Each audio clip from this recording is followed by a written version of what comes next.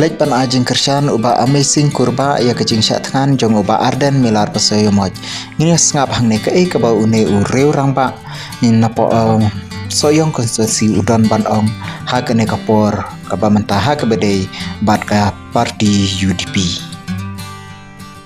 Jadi kami kebentar ke bah, oh di badan ni ya itu jan ay long bah yang kita di sikut sejak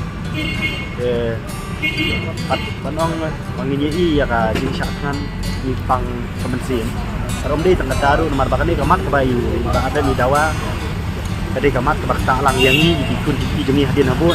Kada apa penolong yang abang wan berkesan ni. Social polisi kuai bahagian ni. Saya mau aku mengapa saya di meeting dia di badan juga ada election serta Pak Yong. Ngalah ada saya supaya bang ngamdeu presiden sekretari jong UDP. Dengan dia bitang wing nong tebut bang adan sibut bang anai. Andai nak kata-kata ngasim bay ya kan ni bang lapik perman ni kaiga jingele apa Yong kalau punta te ban pelin ya entity ngasim nak ni kalau ti ban kerja ni UDP. Mas hawi gebentar rupat. Nah hapan keren kamar ngal ade nong penjok jong UDP.